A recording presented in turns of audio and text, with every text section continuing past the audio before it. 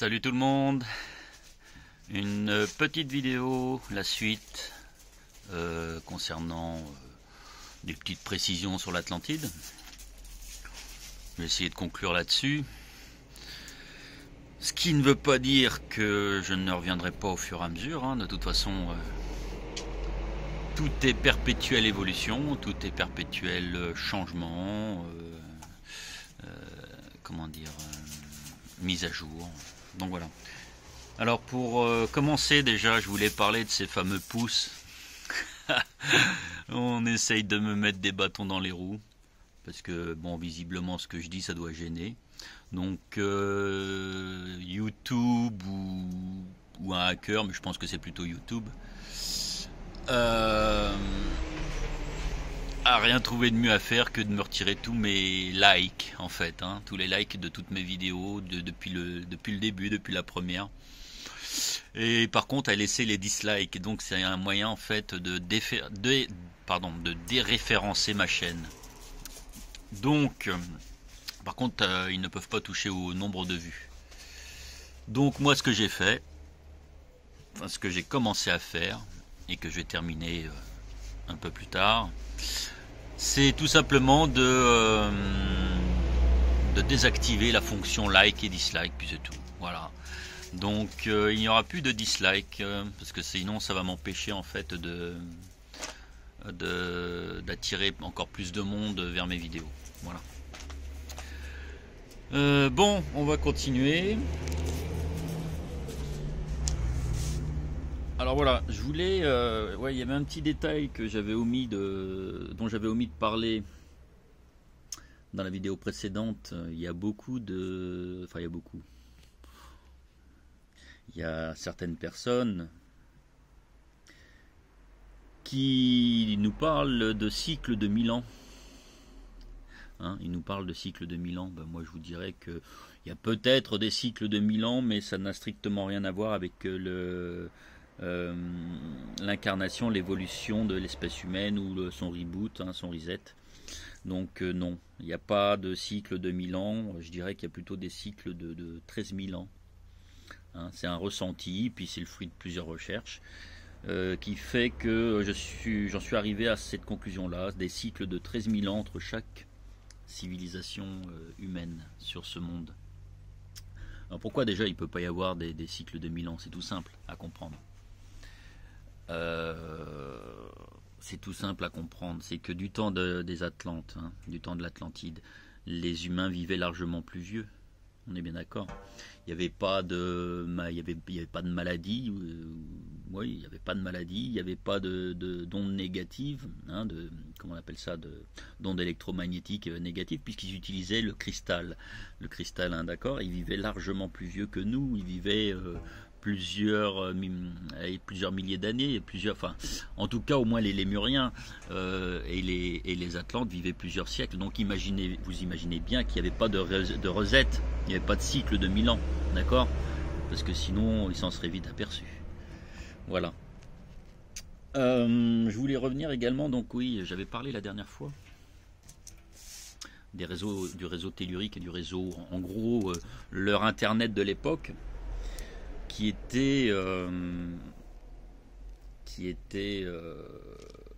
finalement possible grâce à des lignes telluriques, et à chaque point d'intersection de ces lignes telluriques, qu'elles soient en longitude, en latitude, en diagonale, enfin en travers, en long, en large, à chaque intersection se trouvait un cristal, soit d'eau, soit d'un autre minéral. Ça pouvait être des pierres également, hein. Et lorsque l'Atlantide, donc, alors je vais refaire vite fait le petit schéma. Je vais juste me concentrer sur l'Atlantide, d'accord, hein, donc sur notre monde en fait, sur la Terre. Hein. Je refais ça vite fait. Ça va faire un truc du genre. Voilà, toc, toc. Je le fais vraiment grosso merdo, comme on dit. Voilà, toc toc toc, voilà.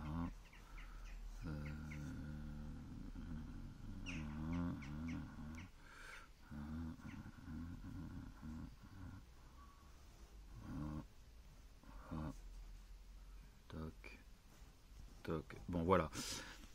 Donc, grosso merdo, voilà à quoi ressemblait l'Atlantide. Hein. Enfin, à quoi ressemblait, pardon.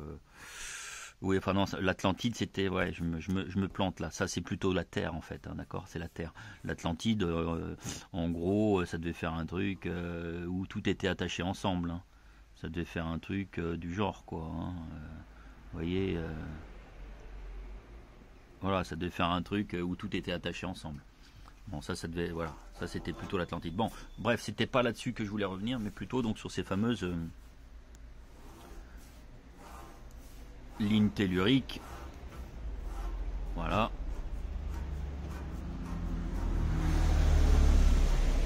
Avec à chaque intersection, donc en orbite, des cristaux de glace, d'accord, hein, qui permettaient finalement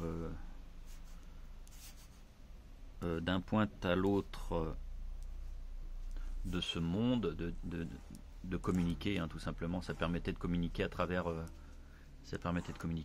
monde, hein, d'accord. Voilà. Vous pouvez communiquer également comme ça, hein, bien entendu, hein, toc, voilà, vous voyez. Bon. Donc voilà.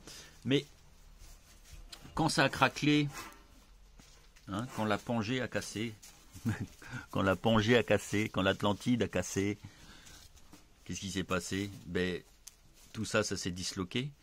Il y a des endroits où les lignes... Pardon, excusez-moi.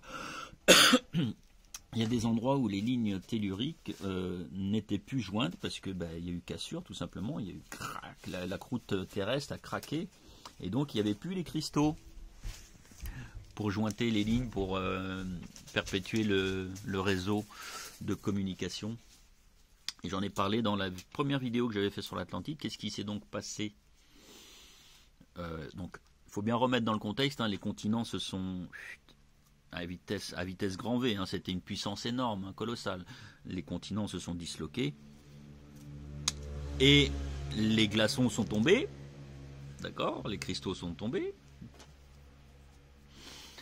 Et il y avait des morceaux finalement de zones telluriques, d'accord. Il y avait des morceaux sur tous les continents, au final, ok. Sur tous les continents, il y en avait des morceaux. Hein. Qu'est-ce qu'ils ont bien pu faire pour restaurer les communications, notamment donc Afrique du Nord. Et la France, hein, comme je vous ai dit, hein, les enfants de l'Ain sont concentrés en France, d'accord. Donc à l'époque, et donc l'Afrique du Nord, je parle de l'Égypte, bien entendu. Qu'est-ce qui s'est passé? Il a fallu réparer ces lignes fracturées. Ils ont tout simplement posé d'autres types de minéraux que vous connaissez sous le nom de menhir, dolmen. Les fameuses, comment on appelle ça là en Écosse là, vous savez là, le cercle de pierre là, je sais plus comment on appelle ça. Oh, j'ai bouffé le nom alors que je connais que ça. Bon bref, donc vous voyez des solutions de rattrapage en quelque sorte pour remplacer les points relais de ces zones telluriques. Voilà. Donc en gros, alors ce qu'il faut savoir également par rapport à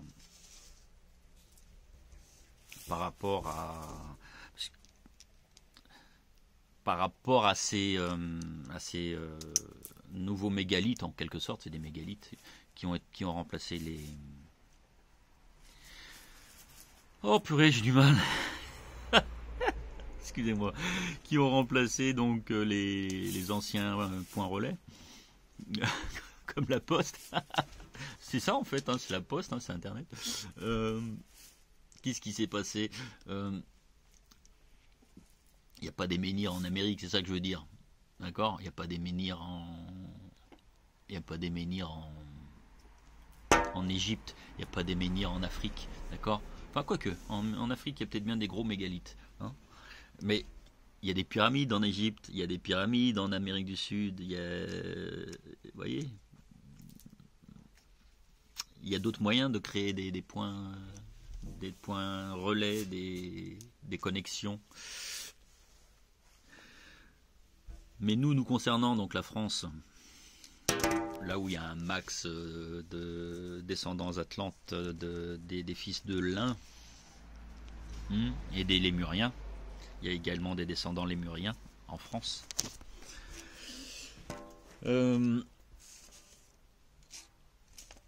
En quelque sorte, que ce soit pour véhiculer une information, ou pour véhiculer une énergie, ou pour véhiculer un véhicule, ou un être humain, ces points de connexion entre les lignes telluriques étaient tout simplement des vortex, des genres de vortex. Vous imaginez bien que l'information passe beaucoup plus vite lorsqu'elle passe par un vortex. Alors ce sont des vortex bien entendu géolocalisés à l'Atlantide uniquement. Non, il y avait des vortex, des énormes vortex qui permettaient d'aller dans les mondes au-delà, d'accord, au-delà de l'Antarctique. Mais c'est ça en fait. Et alors, j'avais fait une vidéo également, c'est pas mon dolmen, où je parlais un petit peu des dolmens. Qu'est-ce que c'était que les dolmens? Que la science officielle balance ça comme des tombes, d'accord, des tombes. Ils balançaient ça comme des tombes parce qu'ils ont retrouvé des restes humains et compagnie. Et moi je vous avais dit dans cette vidéo qui s'appelle C'est pas mon dolmen, je vous avais dit que c'était plutôt des sites sacrificiels. C'est pour ça qu'on retrouvait des squelettes et des objets luxueux, comme des bijoux, des timbales, des trucs, vous voyez, des gobelets, etc. Tout simplement parce que c'était des sites de sacrifice, mais pas uniquement. C'est là où je vais préciser un petit peu, c'était également des vortex. Les dolmens, c'était des vortex. Et ceux qui, comme ils étaient vachement connectés au divin du temps de l'Atlantide, et notamment les Lémuriens, et les enfants de l'Ain Atlante, parce que les enfants de Bélial, eux, commençaient plutôt à baisser leur fréquence, à rentrer dans le matérialisme, dans la densité, etc. Mais plutôt les enfants de l'Ain et les Lémuriens étaient connectés à n'importe quel organisme vivant, que ce soit des humains, des animaux, des végétaux, des minéraux, d'accord ? Vous avez certainement vu sur internet, par-ci par-là, dans des sites plutôt bons, où il est tout à fait possible de communiquer avec les arbres, de faire un câlin. Vous faites un câlin à un arbre, vous vous connectez à l'arbre. Voilà, c'est comme ça que vous retrouvez cette connexion divine, cette connexion cristalline, cette communication cristalline, d'accord ? En gros, c'est pas de la méditation, mais ouais, vous entrez en communication finalement. Ou même si vous n'entrez pas en communication par les mots, vous entrez en communication énergétique, d'accord ? Et donc, les descendants des Lémuriens et Atlantes, enfants de l'Ain, qui ont intégré la Gaule, qui ont intégré le chakra du monde, la France, la capitale du monde, comme je l'ai toujours dit. On les a appelés différemment, on les a appelés les druides. Moi je ne cautionne pas les druides, les druides j'ai un peu de mal, mais finalement on les a appelés les druides, ils avaient la connaissance. Ils avaient la connaissance de toutes ces choses-là, des énergies à travers les pierres, à travers les arbres, les animaux, etc., et à travers les humains. Et donc ils savaient très bien qu'il y avait moyen de se décorporer à cet endroit-là. Vous voyez, c'est un genre de sortie astrale finalement qu'ils faisaient sous les dolmens. C'est un genre de sortie astrale. Et pas que astrale, puisqu'ils pouvaient aller aussi sur d'autres mondes. Pas forcément voyager à travers ce monde. Parce que le voyage astral, c'est ça, vous voyagez qu'à travers votre monde, à travers ceux qui font des voyages astraux. Ils se baladent uniquement sur la Terre. D'accord, mais après il y a le voyage sidéral, le voyage extra, le voyage extra-astral qui va finalement sur d'autres mondes, pas forcément d'autres planètes, parce que bon, mais en principe, voilà, vers d'autres mondes, pas le vôtre uniquement. D'accord? Donc les dolmens, ça servait également à ça, pas forcément de lieu de sacrifice, hein, parce que les druides, ils aimaient bien faire des sacrifices. D'accord? Pourquoi je n'aime pas les druides? C'est en quelque sorte un peu comme les lémuriens.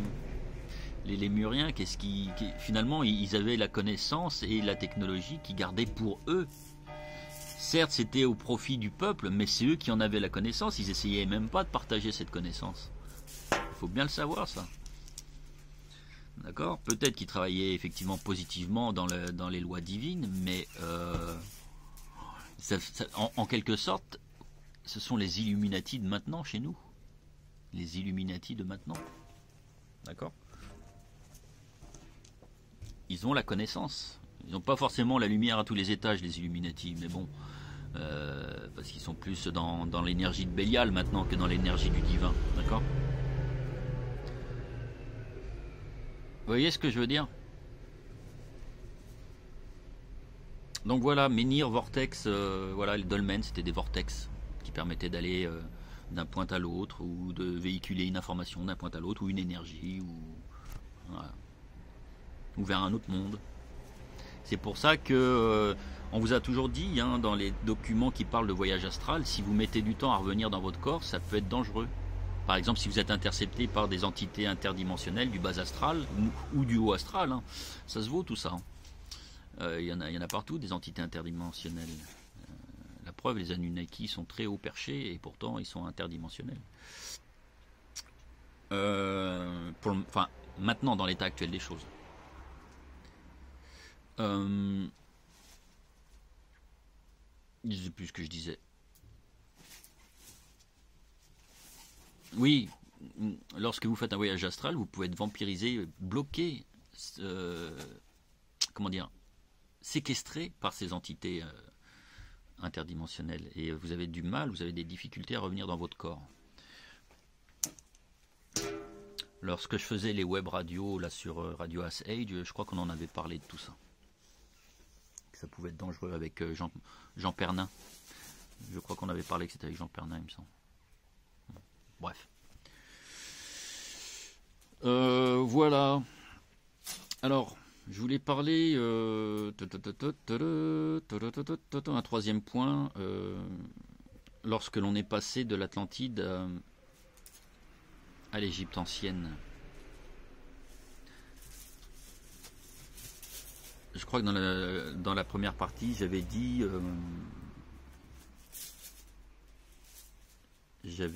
que les Anunnaki étaient là depuis un moment et que ça ne concernait pas que notre civilisation à nous et la civilisation atlante, mais bien avant, les Anunnaki asservissaient déjà les humains bien avant. D'accord ?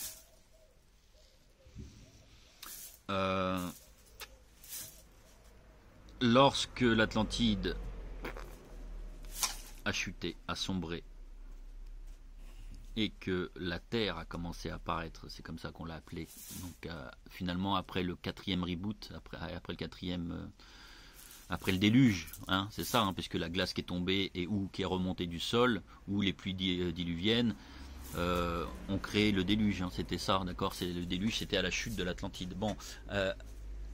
Nouvelle civilisation, hein, on réintègre l'ADN dans des corps, dans des clones peut-être, ou dans des préhumains.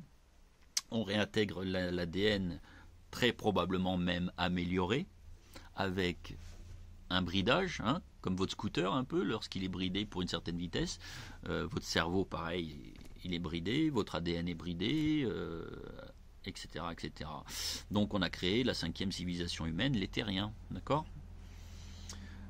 Sauf qu'il y avait des rescapés, je vous en ai parlé, hein. Il y avait des rescapés lémuriens, il y avait des rescapés atlantes, et puis il y avait cette volonté donc des faux dieux Anunnaki, à nouveau de dominer et d'asservir l'humanité alors nouvellement créée.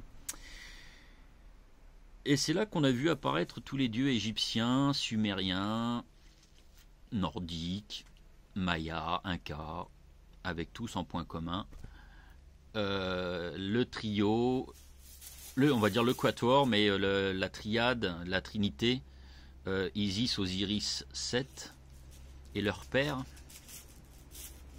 Parce qu'il faut savoir que Isis non seulement était la femme d'Osiris, mais c'était également sa sœur. Bon, et la sœur de Seth. Bon, donc les enfants de Ra.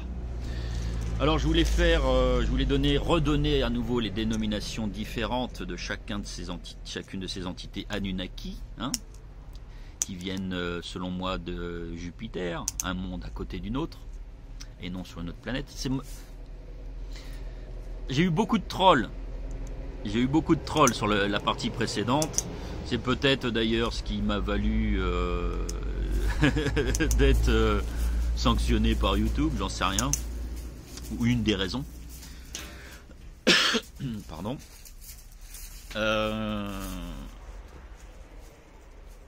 Qui disait que je racontais n'importe quoi, mais j'ai toujours dit dans mes vidéos que je ne forçais personne à croire ce que je dis. Moi, je parle de mes ressentis, des communications que j'ai avec mes moi supérieurs, et de à peu près maintenant une vingtaine d'années de recherche. Je pense que ça fait quand même pas mal de critères qui font que j'ai un peu confiance maintenant en ce que je reçois et en ce que je trouve. Et donc je vais donner les différentes dénominations que j'ai réussi à établir en fonction de mes recherches et de mes ressentis et des infos que j'ai reçues. Donc les différentes dénominations de Anu, de Enki, de Enlil et de Ninursak. Et il y en a d'autres, mais c'est les plus connus, d'accord? Donc Anu, on l'appelle également An ou Bélial, le fameux Bélial, tiens, les enfants de Bélial. Oh hein. Donc lorsque les Atlantes qui commençaient à être intéressés par le matérialisme, par finalement les péchés, hein, les 10 commandements, là, finalement les péchés, les 7 péchés capitaux et tout ça. Donc l'argent, le profit, la technologie. Donc les Atlantes qui commençaient à être intéressés par ça vouaient un culte au faux dieu Bélial et à ses fils. D'accord? Donc An, Anu, Bélial, on peut également l'appeler lorsqu'il est apparu dans la nouvelle civilisation, alors créée, la civilisation humaine, terrienne, mais plus particulièrement en Égypte, on pouvait également l'appeler Ra. Ra. Ra, ra, ra, ra. Et pourquoi tout ça? Tout simplement parce que Enki et Enlil sont les enfants de An, le roi An, Anu, d'accord? Enki et Enlil, et Ninursak, leur sœur, d'accord? Il y en avait une autre, il y avait une autre sœur, je crois. Ils étaient 4 enfants. C'est quelque chose qu'on retrouve également dans la civilisation égyptienne. Ra avait pour enfant Isis, Osiris, Seth et un autre que j'arrive pas à remettre. D'accord? Et qu'est-ce qui s'est passé? Isis s'est mariée avec Osiris, son frère. Et Seth était l'ennemi juré de Osiris. D'accord? Il l'a d'ailleurs tué. Hein, fratricide. Il s'est passé exactement la même chose chez les Anunnaki. Dans la mythologie sumérienne, pour le coup. Enlil était l'ennemi de Enki. Et Ninursak était la femme d'Enki. Il s'est passé exactement la même chose dans la civilisation, dans la mythologie nordique, les Vikings. Loki était l'ennemi juré de Thor, qui étaient les 2 fils d'Odin. Et ils avaient une sœur dont j'ai encore oublié le nom. Eh oui. Voilà, donc An, Anu, Bélial, Enki, Enlil, Enki, Osiris, qui est devenu donc Horus, d'accord, sa propre réincarnation. Parce que Isis, selon la légende, a récupéré les morceaux dans le Nil et y a mélangé de la boue du Nil avec pour finalement créer Horus. D'accord? Donc à partir de l'enfant qu'elle avait dans le ventre, progéniture de Osiris, elle a elle a réintégré l'âme finalement d'Osiris à l'intérieur d'Horus. Donc Horus est non seulement le fils d'Osiris, mais c'est également sa propre réincarnation. C'est assez surprenant, mais c'est comme ça. Enki, Osiris, Horus, c'est également Lucifer.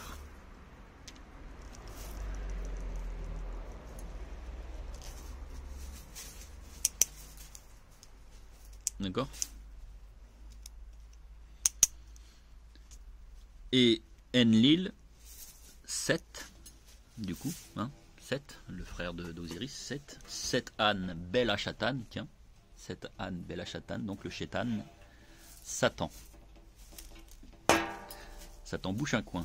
Alors, là j'entends déjà d'avance les critiques qui vont dire oui, je croyais que Satan c'était pas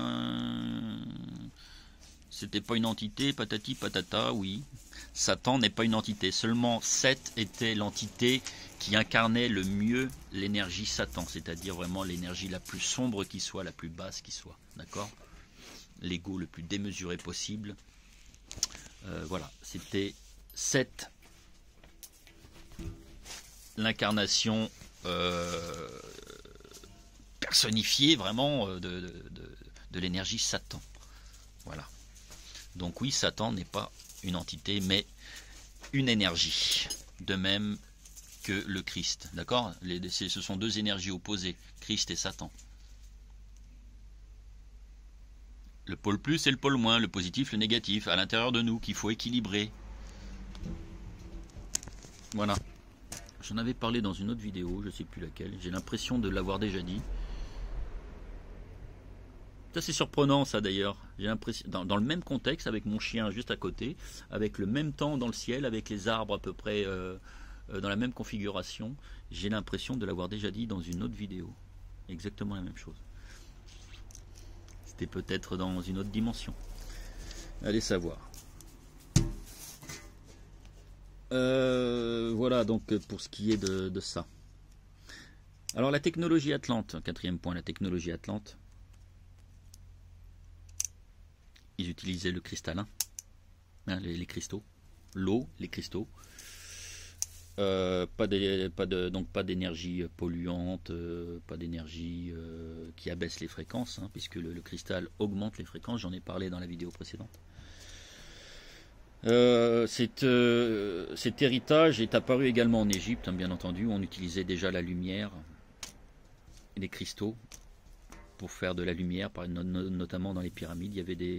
Ils ont créé les ampoules également, hein, les ampoules existaient déjà hein, en Égypte, oui, ça existait également en Atlantide, donc c'était des ampoules pas forcément de verre, mais de cristaux.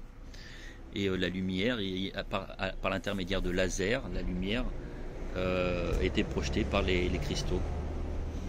La technologie est apparue également en Égypte. Il y a eu également des aéronefs comme en Atlantide, hein, parce que les Atlantes se déplaçaient par vaisseaux spatiaux, par ovnis, hein, soucoupe volante.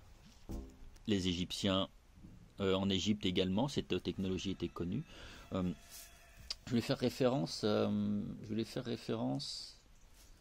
notamment, il y avait la technologie aussi des vortex, hein, des portes des étoiles. Je voulais faire référence justement à la série Stargate. Hein. Je pense qu'elle est extrêmement connue. Alors, elle a été un petit peu manipulée par la franc-maçonnerie, cette série. Hein. D'ailleurs, il suffit de voir l'équerre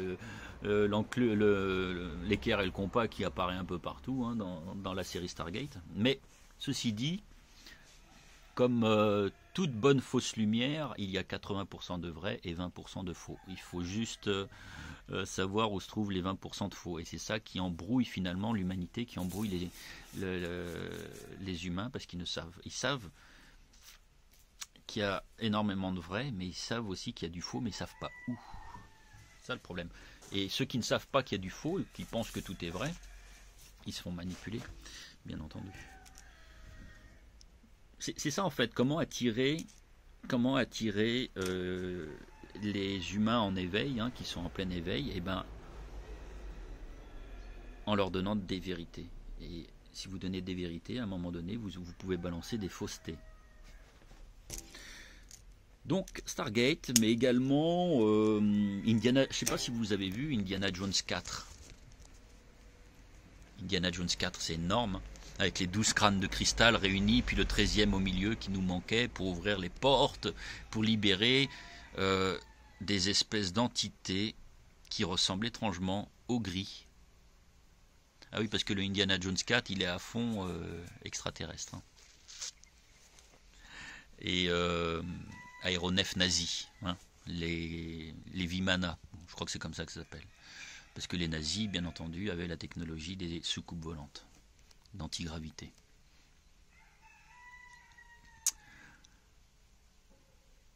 C'est surprenant, hein. Donc la technologie, enfin ça se répète au final, d'accord? Tout ce qui s'est passé dans la civilisation précédente s'est repassé également dans cette civilisation. Et la conclusion est en train d'arriver, c'est exactement la même conclusion. On est en train de créer des choses qui vont détruire ce monde si on ne fait pas attention. D'accord? On arrive en fin de cycle, on arrive en fin de 13 000 ans. Et les Anunnaki vont revenir. Les Anunnaki vont revenir faire la récolte. Regardez Jupiter, le destin de l'univers, ce que c'est que la récolte. D'accord? On voit à la fois Enki, Enlil et Ninursak qui font chacun leur récolte de leur côté. Alors c'est pas ce nom-là, ils n'auront pas donné ce nom-là, hein, mais c'est exactement ça. Sur leur planète Jupiter. Tiens. Et leur sous-fifre Dracos. Les Dracos, draconiens reptiliens. Et je voulais enfin terminer avec les différentes races qu'il y avait en Atlantide. Alors ça, ce sont des choses que j'ai reçues dans ma tête, comme ça, qui me sont venues en me réveillant un matin. Il y a un moment déjà, hein, il y a des années.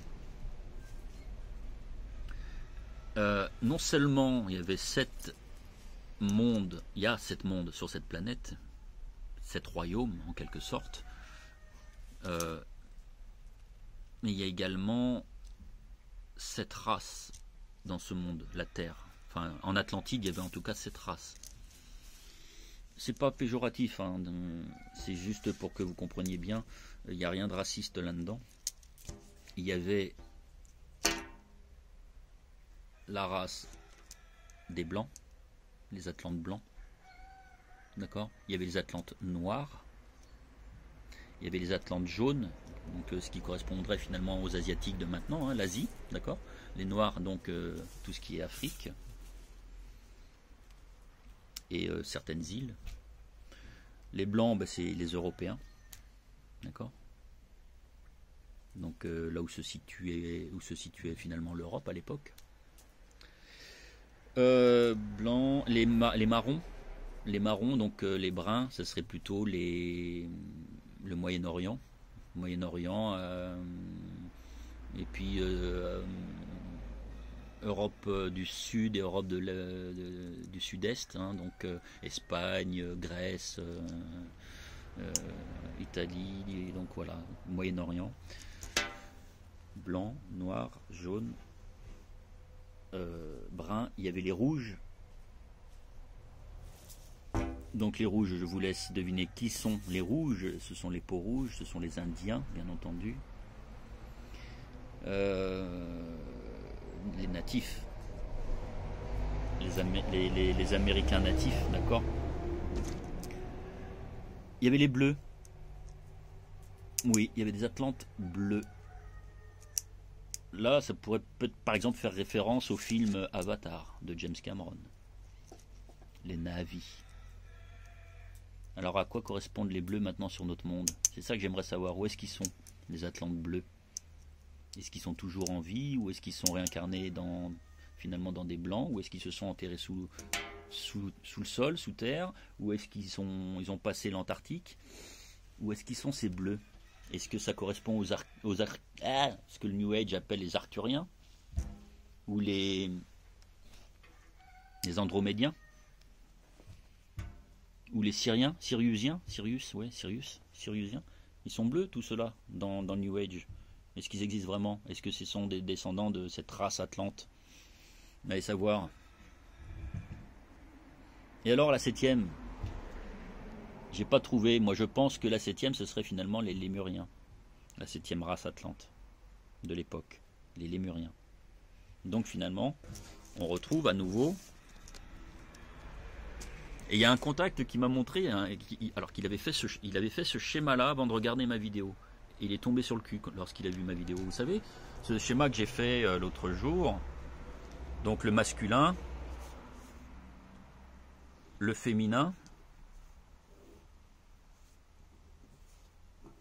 et les mondes, ça peut être également donc du coup les races aussi, et au milieu, le 7e, donc 1, 2, 3, 4, 5, 6, 7e à l'équilibre. On pourrait mettre par exemple ici les atlantes noirs, les atlantes blancs, les atlantes jaunes, les atlantes rouges, les atlantes, alors la blanc ici, les atlantes bleues, les atlantes, il m'en manque un, brun. Alors pour pas mettre un 3e B, je vais mettre marron, brun, voilà. Et puis les lémuriens ici.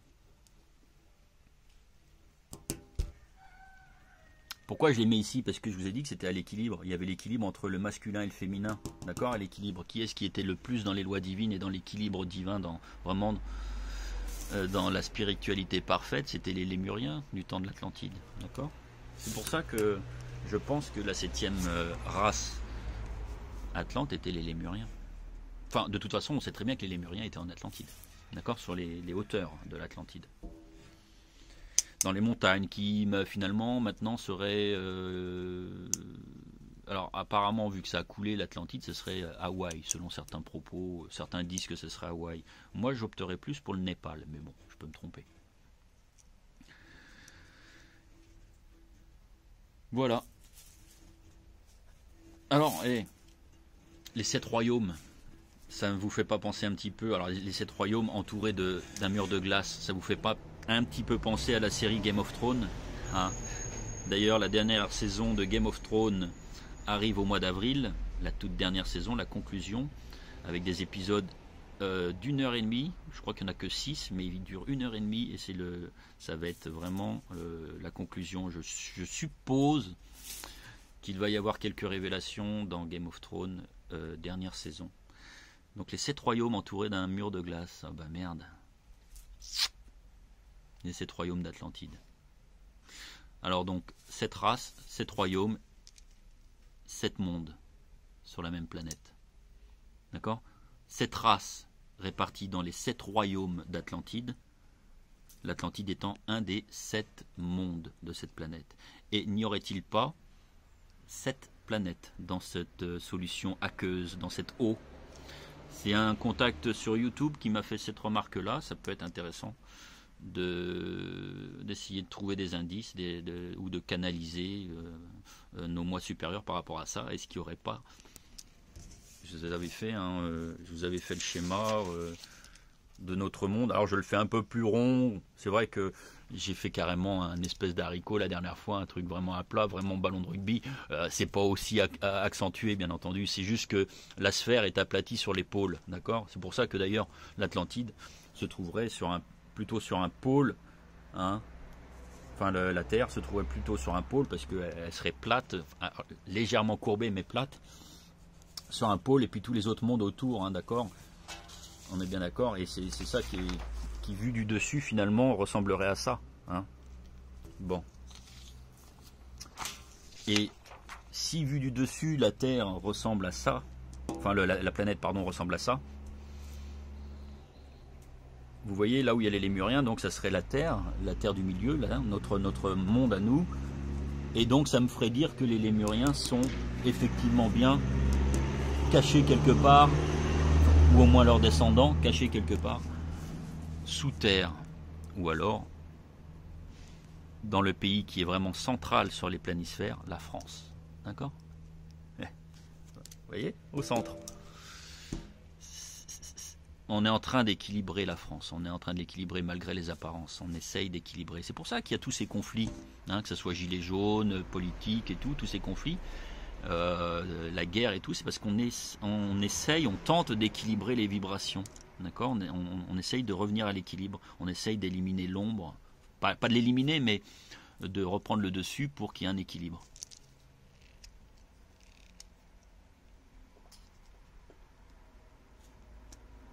Voilà ce que j'avais à dire pour cette deuxième vidéo sur les précisions concernant l'Atlantide. Il y aura peut-être d'autres choses à l'avenir, comme je le disais en début de vidéo. Pourquoi pas. Je vous salue, ne mettez pas de pouce bleu, ça sert à rien, puisque je vais bloquer la fonction like et dislike, hein, comme ça. C'est le seul moyen de rester référencé, malheureusement. Par contre, n'hésitez pas à commenter, hein, vos commentaires sont magnifiques, sont de plus en plus positifs. Et bon, il y a les trolls hein, que je zappe, hein, je l'ai déjà dit plusieurs fois, hein, les trolls, je vire. D'abord, je me fous un petit peu de leur gueule parce que bah, c'est comme ça chez moi. Lorsqu'on m'attaque, j'aime bien me foutre de leur gueule. Et après, bah, je supprime le commentaire, c'est tout. Hein. Je veux dire, ça abaisse les vibrations, ça abaisse la vibration globale de la vidéo et des informations qui sont révélées à l'intérieur. Donc, je n'ai aucune raison de garder ça. Ça s'inscrit. Lorsque vous lisez ce genre de commentaires, ça s'inscrit dans votre... Ou lorsque vous faites ce genre de commentaires, ça s'inscrit dans votre ADN. D'accord? Ça s'inscrit dans votre connaissance globale. Les informations, les Atlantes les inscrivaient dans les cristaux. C'est pour ça qu'il y avait des crânes de cristal. Les crânes de cristal, je pense que c'est une technologie pas forcément Atlante, peut-être même avant, hein, du temps des Lémuriens. Alors il y en a qui me disaient, ça se trouve, avant l'Atlantide, c'était l'Hyperborée. Bah ouais, pourquoi pas. Les Hyperboréens avant les Atlantes et avant les Terriens. Vous vous rendez compte? On arrive à remonter 3 civilisations, il en manque plus que 2. Il y avait quoi avant les Hyperboréens? Donc Terriens, Atlantes, Hyperboréens. C'est pas con du tout. Merci d'ailleurs de ce genre de commentaires. Ça augmente les vibrations. Donc il manque avant. Je pense que là ça va être compliqué. Tant qu'on ne sera pas connecté au divin, aux cristaux, tant qu'on ne sera pas reconnecté, je pense qu'on n'arrivera pas à trouver le nom des 2 autres civilisations et qu'on n'arrivera pas à trouver d'ailleurs d'autres informations. Donc les Atlantes avaient des crânes de cristal, 12 crânes de cristal et un 13e qui les gouvernait tous. Hein, c'est un anneau qui les gouvernait tous. L'anneau de Sauron, c'est pas Sauron hein, qui l'a construit, on est bien d'accord. Ce sont les elfes qui ont construit tous les anneaux dans le Seigneur des Anneaux. Hein, en terre du milieu. Et oui, en terre du milieu encore une fois. Ce sont les elfes qui ont construit tous les anneaux, dont un anneau pour les gouverner tous, qui permettait plus ou moins d'emprisonner Sauron, Anne, Bélial, Odin, Ra.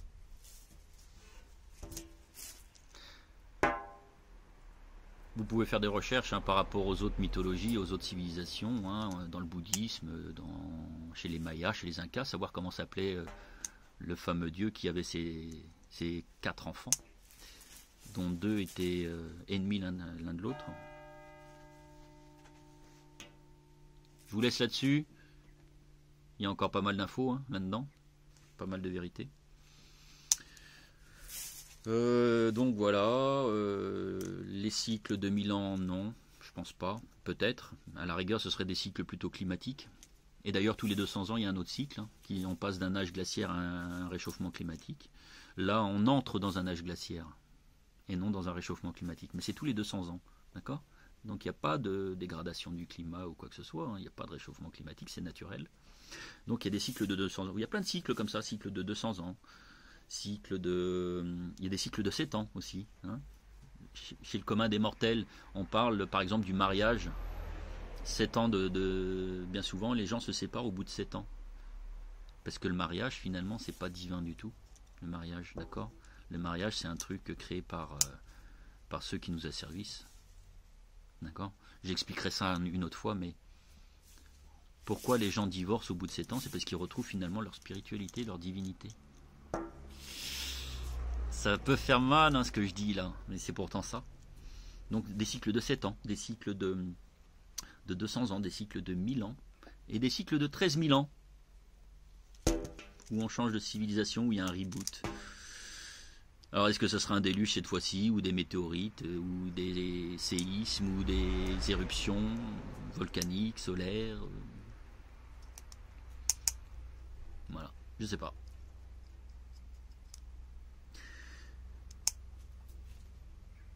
En attendant, il faut pas paniquer, ça sert à rien d'avoir peur, hein. Et plus on s'éveillera, il y a quelqu'un qui me parlait de ça en commentaire, comment retrouver sa divinité et tout, sa spiritualité, comment savoir, comment échapper au piège de la réincarnation et tout. J'en ai déjà parlé dans mes vidéos de tout ça. Échapper au piège de la réincarnation, ben c'est en s'éveillant de plus en plus, en se reconnectant de plus en plus à ses moi supérieurs, à son soi. Voilà. Comment on s'élève, comment on ascensionne, hein, le terme New Age, ascension, comment on ascensionne, comment on s'élève, ben, voilà, en se reconnectant, en ne mangeant plus de viande,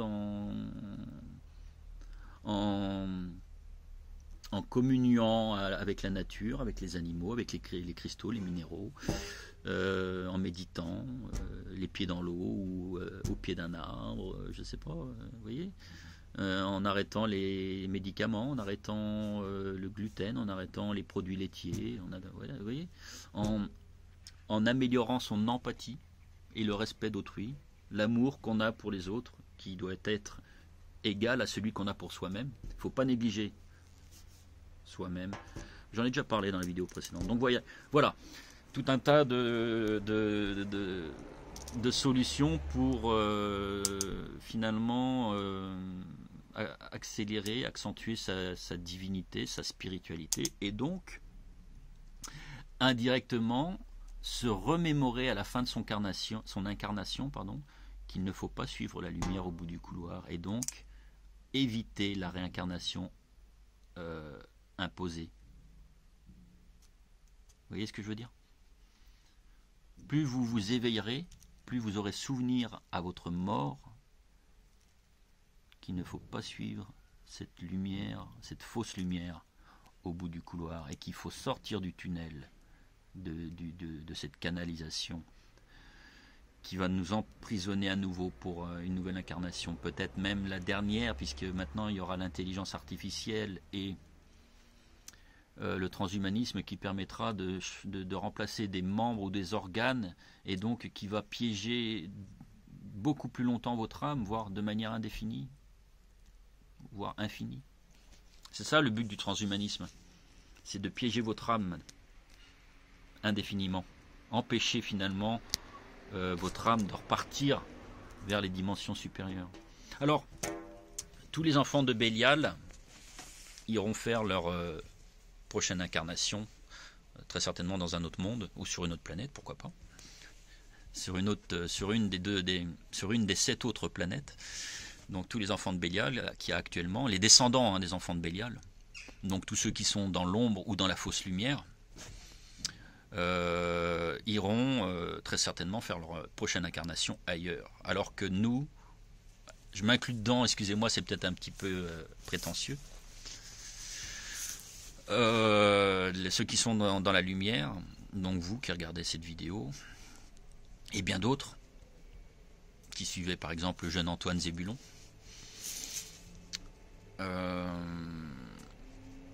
vous resterez ici, dans ce monde-là, mais par contre en 5D, non plus en 3D. Donc les enfants de Bélial iront à nouveau expérimenter la 3D, mais sur un autre monde, afin de finalement de retrouver l'équilibre et de revenir ici en 5D après, ultérieurement. Voilà ce qui va se passer à peu près. Allez, je vous salue, ça fait purée 49 minutes, les trolls ils vont dire que je parle pour rien dire encore, que je pourrais faire ce genre de vidéo en 10 minutes. C'est vrai, hein, je pourrais, hein, mais personne ne comprendrait rien. Voilà. Moi, ce que j'essaye de faire, en fait, c'est de la vulgarisation des sciences quantiques et de la spiritualité pour que tout le monde puisse comprendre, c'est-à-dire le plus éveillé comme le moins éveillé. Voilà. Et pour que le plus de monde comprenne, il faut également que mes vidéos soient référencées et donc qu'on ne supprime pas mes pouces bleus, ou alors tout simplement qu'on